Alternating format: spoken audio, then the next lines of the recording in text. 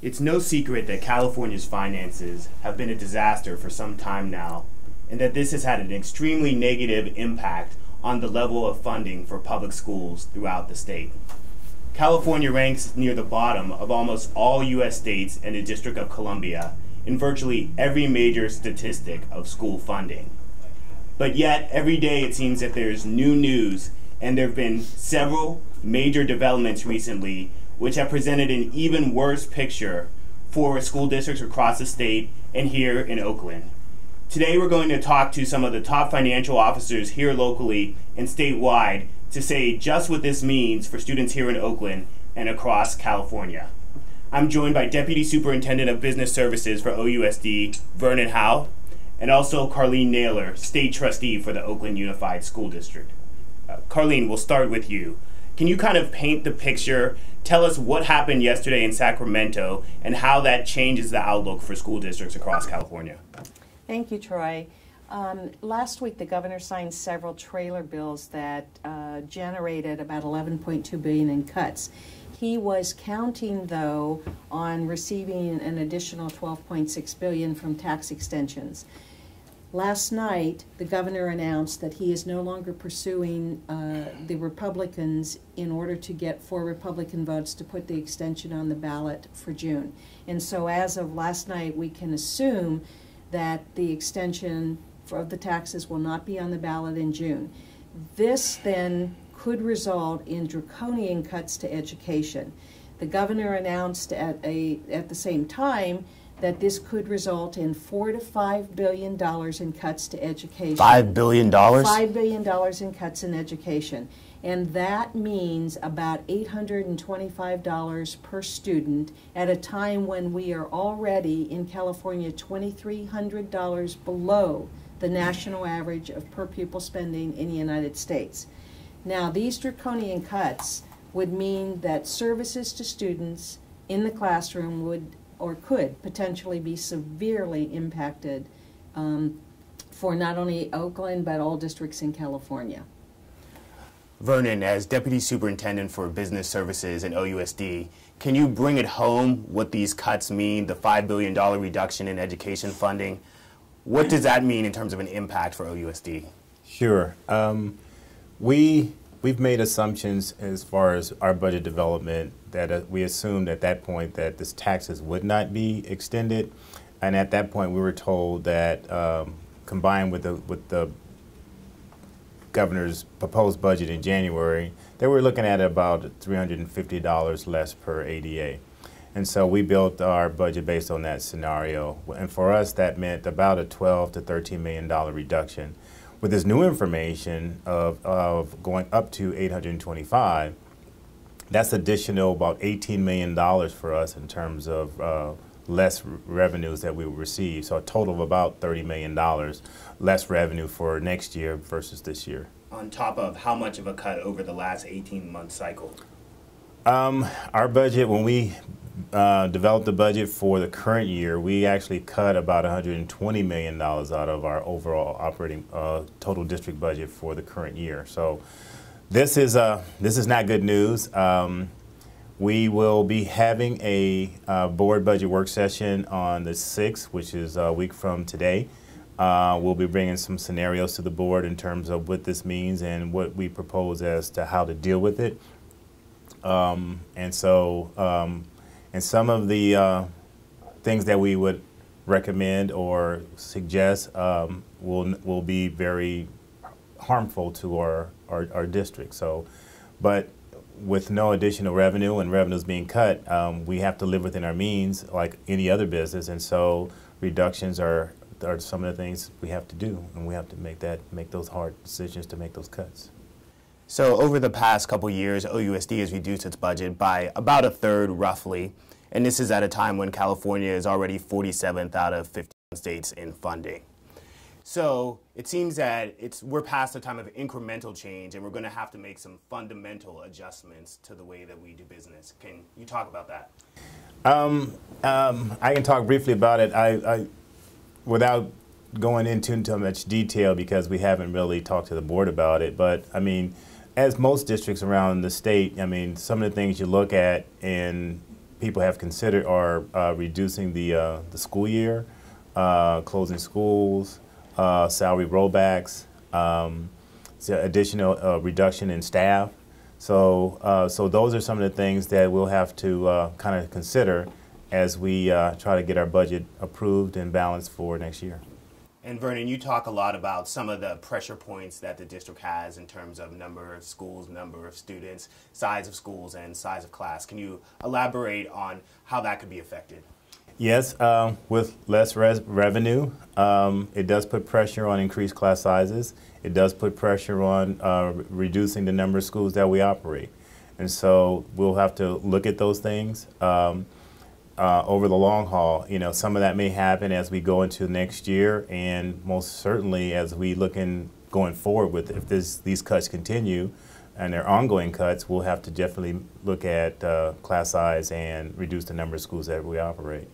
So the picture here in OUSD is very disheartening, but we're beginning to approach a lot of measures that other districts statewide have taken in previous years. Carlene, could you give a broader perspective on what's going on around California?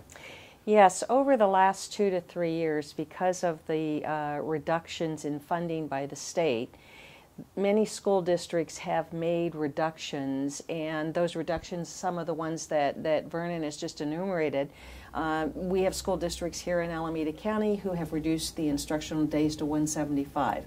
They have taken furlough days and eliminated staff development, professional development days. We also have school districts who have actually rolled back salary schedules.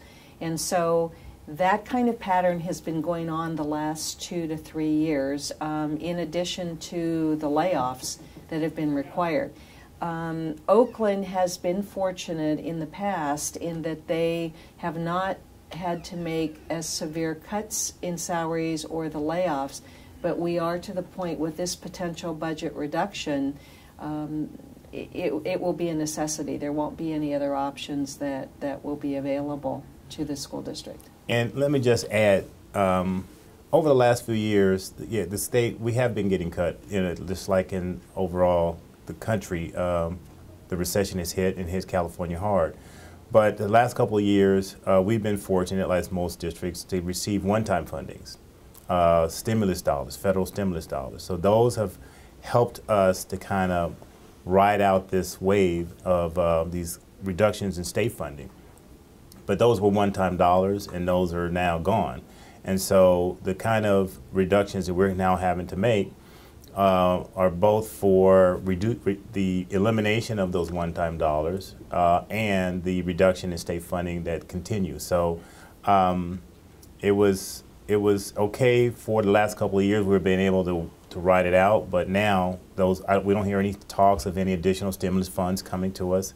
And so without those dollars and reduction in state funding, it's time for us to actually, make the cuts that we need to make. Right. And OUSD, of course, is not the only district grappling with this issue. And I know there's always a specter of state administration of some sort hanging not over this district, but a lot of districts across the state. Could you talk about some of the really dire projections? We've heard about what could happen in terms of certification. We've heard that if the state were to enact a budget that would result in about $825 in cuts to education, that we could have as many as a third of the districts in California that could receive negative certifications, and dozens of districts that might end up going for a state loan. I mean, we need to see what the projections are, but these are draconian cuts, and districts are not really prepared, or were not prepared, to make this level of reduction to their budget for 11-12. And remember, Troy, that we're at the beginning of the process. I mean, because of the governor's announcement, there's a lot of uncertainty about where we're going to end up in June. For the legislature to enact a budget that would require $5 billion in cuts to education, they would have to suspend Prop 98. That's not a decision that's taken lightly. However, we need to remember that education is 41% of the general state fund budget, and when the state is looking at reductions, they're going to have to look at education. But the uncertainty is very difficult for all districts, because you're required to give layoff notices in March, and you're required to affirm those notices by May 15th. The district is not going to have any more information, or is likely not to have any more information between now and May. And so you're having to move forward down a path without all of the information to make the decisions. But the district, because of the education code, doesn't have any choice except to move down this path. So the Ed Code really ties our hands in terms of how we deal with our resources, in terms of how we implement potential layoff notices and ultimately layoffs. But also we're going to be looking centrally and probably making some adjustments to our budget projections in terms of compensation. Vernon, could you talk about what's going on in that department? Well, we have our assumptions so far have been that we've set aside $2 million for a 2% mid-year salary increase for all employees for next year. With this information, you know, I'd be hard pressed to give a salary increase with this devastating news. So we'll be having a board budget work session, and we'll have some healthy discussion about what to do with that. It would probably be recommended that that's off the table at this point, given where we are with our budgeting process and the information we just found out about yesterday. And Carlene, as someone who works closely with the state, what, if anything, can the public do to exert pressure to ensure an adequate amount of funding for public education? Well, I think that the public needs to become more actively involved with their individual legislature. It's critical that the public let their particular legislator know that they support education and that they are not happy that the Republican members did not allow the public to decide whether or not to pass these taxes. The public is not even given the opportunity. They need to let their representatives know, and they need to put pressure on those representatives to do a better job at managing the state budget and making education whole. Our kids in California deserve to have an adequate level of funding in order to provide services to them in the classroom. So, as a member of the Oakland public, as a parent, a teacher, a classified staff employee, or just someone who values public education, when could I expect to hear something definitive about the adjustments we'll be making in response to this additional loss of $18 million? That's tough to say, given how the information comes down from Sacramento. We have what we know based on what the governor has said publicly, but nothing official. Typically, there is a May revise that occurs. About the middle of May, we kind of hear what the governor is proposing as a budget, and we try to adjust our budgets to reflect the May revise for the state budget. I would assume that, given this information that we heard yesterday, that the governor will come out, hopefully, with some additional information before that, so everybody can have enough time to react to the adjustments that need to be made.